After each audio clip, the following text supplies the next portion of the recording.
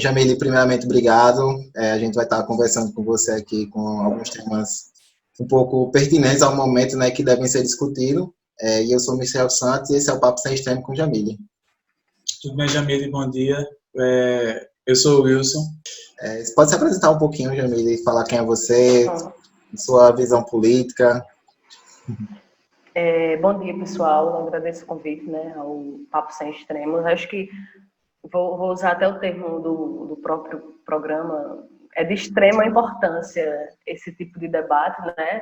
Visto que, primeiramente, agora a gente tem bastante tempo, infelizmente, e que a política está fervendo no Brasil, né? E não somente no Brasil, mas mundo afora, a imagem do Brasil enquanto política. Sim.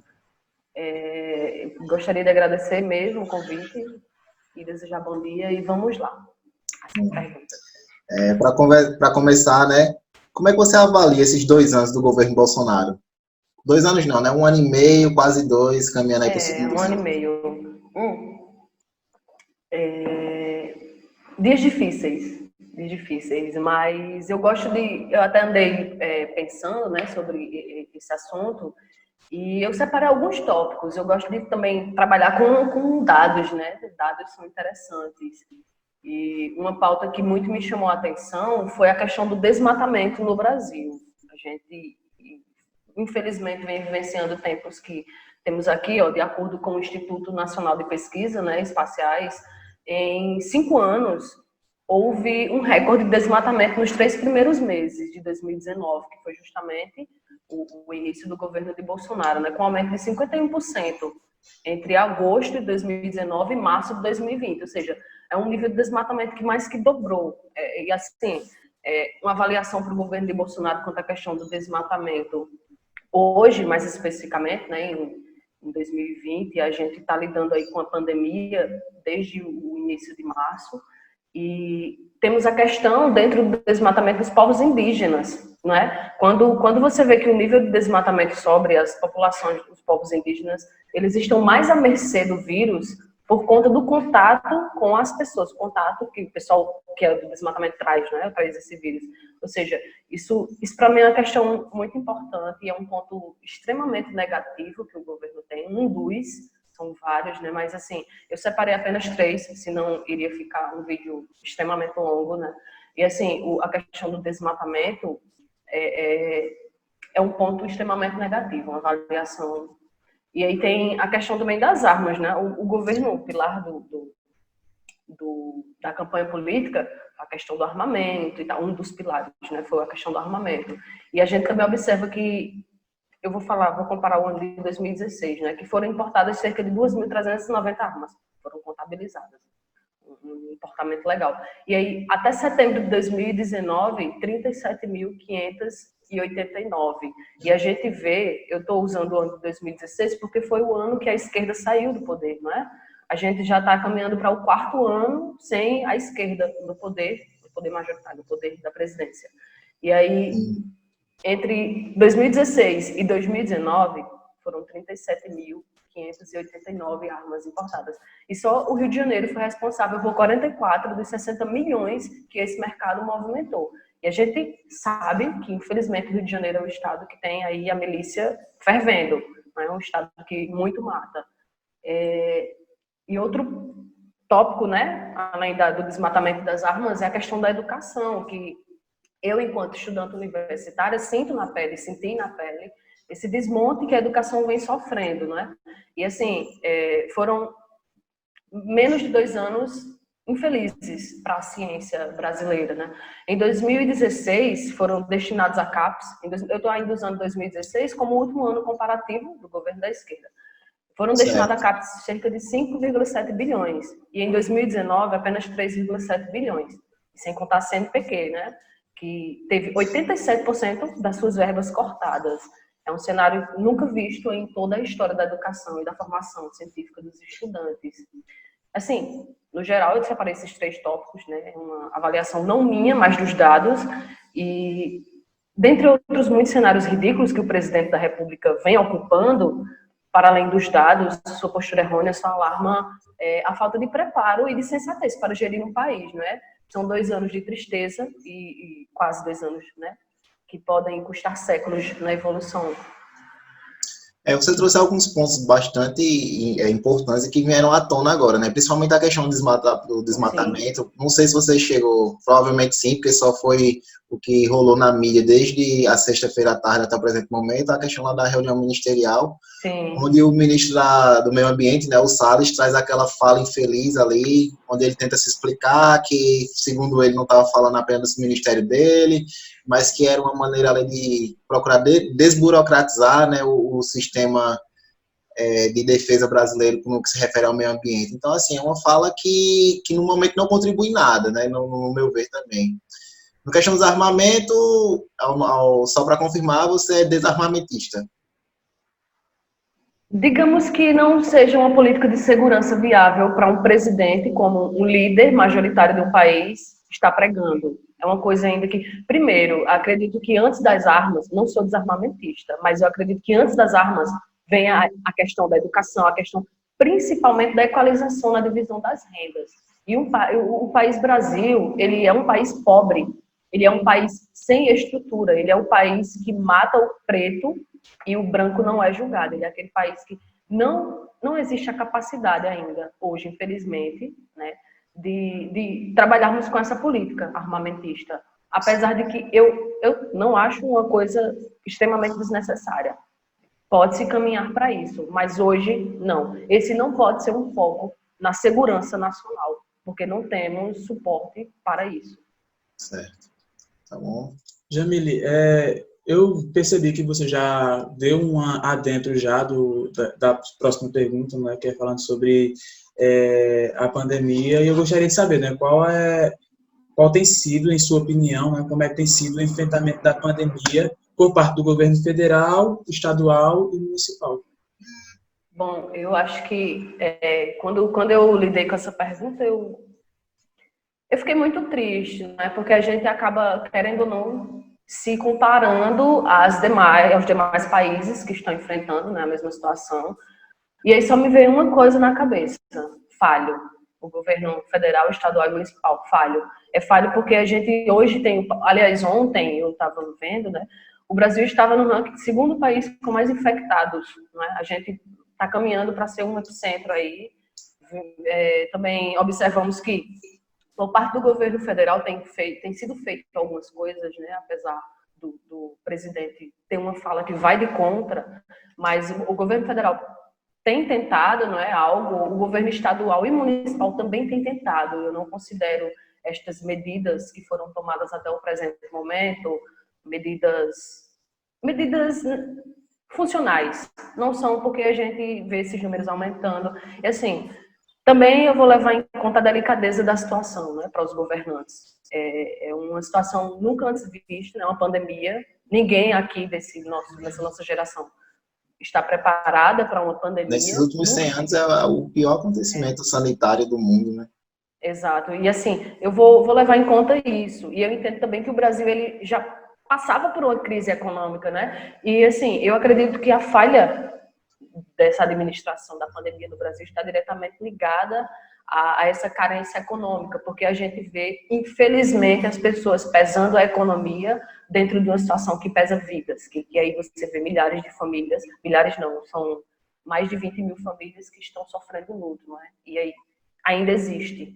Inclusive, teve uma reportagem de um prefeito, se eu não me engano, que era apoiador de Bolsonaro, e ele estava super a favor, em Campina Grande o prefeito, inclusive, é a favor de Bolsonaro, né? Era a favor que o comércio abrisse e tudo mais. Hoje a gente conta com mais de 600 casos e tal, sim, com o comércio não aberto, né? Mas sempre tem os sensacionalistas. Então, também teve outro fato aqui em Campina Grande, né, levando para essa questão da administração municipal, que foi parar no Sindicato dos Trabalhadores, onde os empregadores, né, obrigaram os empregados a se ajoelharem pedindo que o comércio reabrisse. Isso repercutiu no Brasil inteiro. Ou seja, não existe uma fiscalização efetiva, né, que seja funcional. Não existe. E, assim, todos estão falhando, e justamente com essa desculpa da crise econômica que o Brasil já vinha passando. Sim, Mas... a gente tem visto, desculpa até interromper, né? Houve Não, uma mas tentativa de amenizar a situação financeira, principalmente ali dos informais, onde houve esse programa aí do auxílio emergencial, né? Foi disponibilizado uma verba no valor de R$ 600 para uma boa parte dos brasileiros. Se eu não me engano, até o presente momento, 57 milhões de pessoas já receberam, e hoje estão em análise. Desses 57 milhões, alguns que não precisavam, onde a gente tem ali alguns militares, a gente vê pessoas famosas recebendo. Tem o último caso aí midiático, né, o filho do William Bonner, que teria recebido esse valor também. Eu sei que R$ 600 é um valor mísero, quando você compara a uma renda que o trabalhador ele necessita para manter sua casa. Sim. Por outro lado, ele está resolvendo um grande problema, colocando a comida na mesa de muita gente. Aí a gente vai falar de economia. Então, você acha pertinente a parada econômica do Brasil no momento, em virtude dessa pandemia? Oriunda, obviamente, dos isolamentos sociais, do isolamento social? Sim, é preciso que, embora, como eu citei, a economia vem sofrendo falhas, né?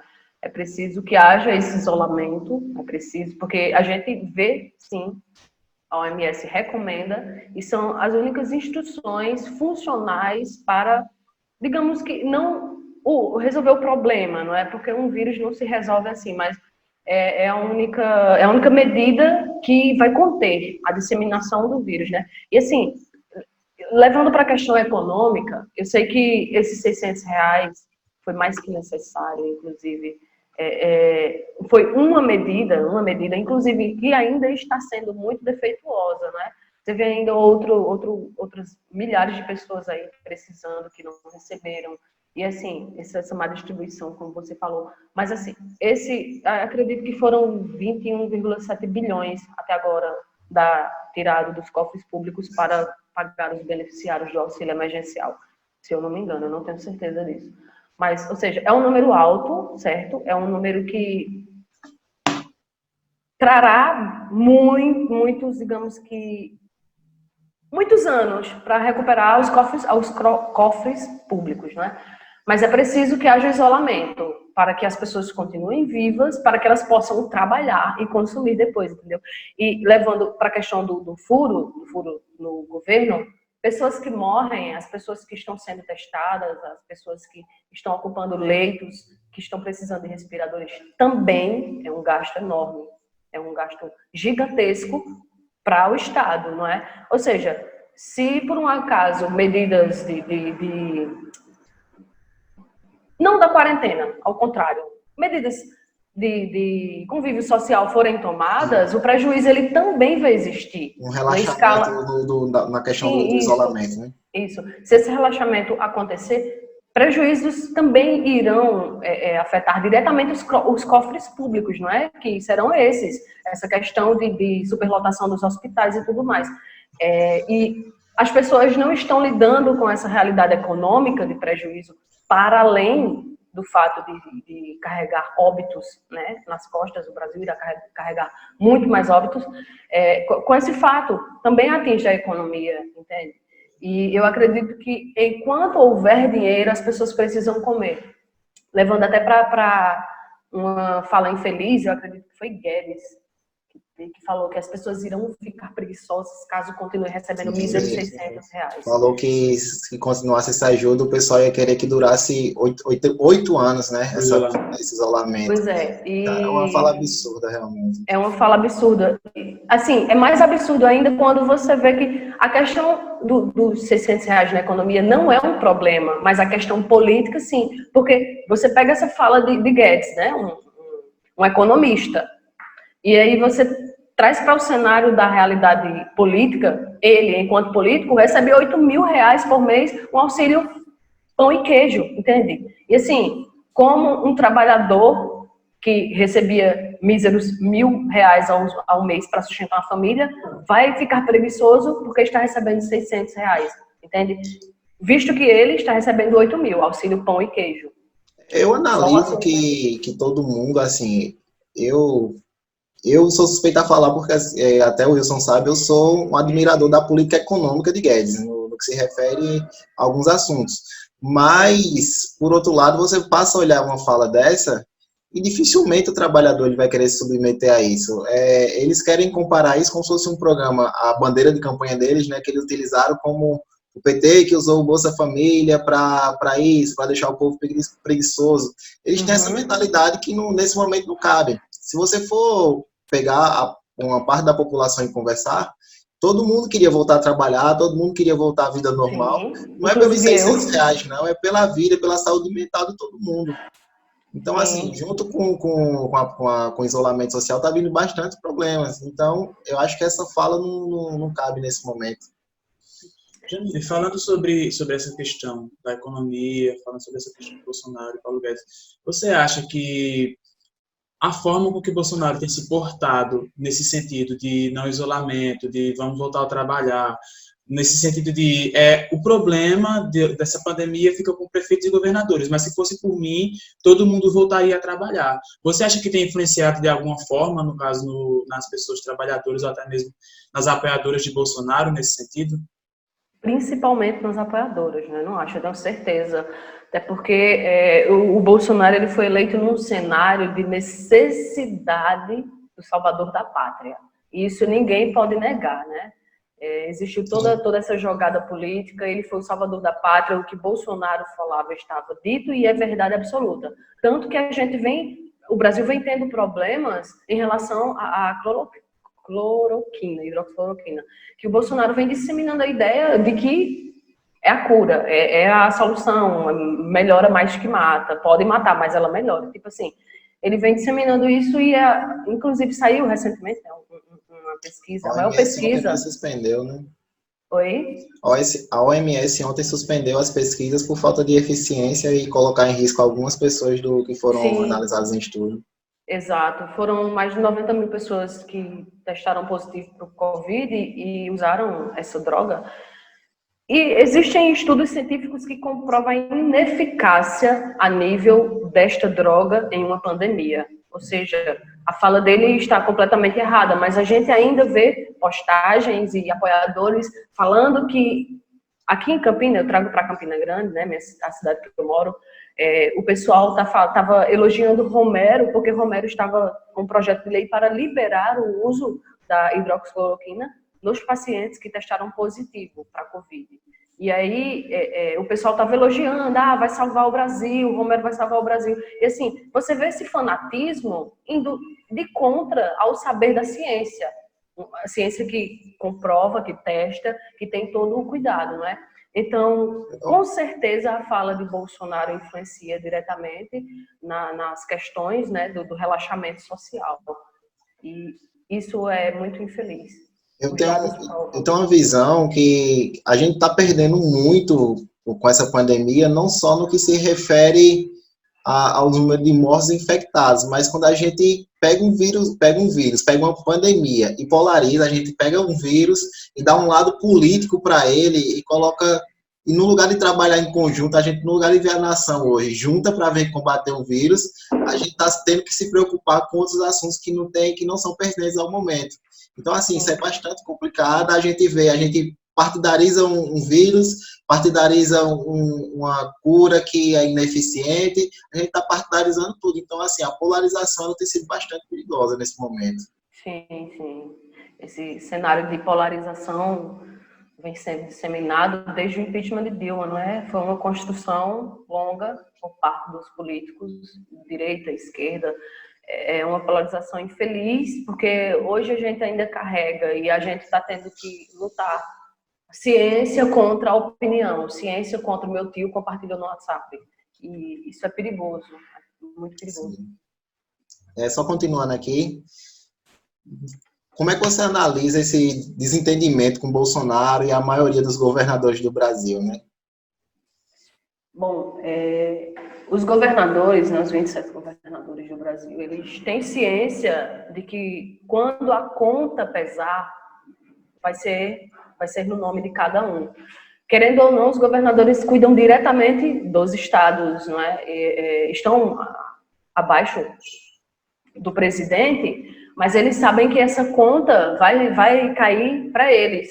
Por isso que Bolsonaro não seguindo as instruções da OMS, os governadores são obrigados, que apoiem ou não, inclusive alguns, muitos que apoiam também estão de contra essas medidas dele, porque o governador, ele sabe que isoladamente ele será o responsável pelo número do Estado. Isso vai pesar na sua figura política a longo prazo, vai pesar nas suas campanhas políticas.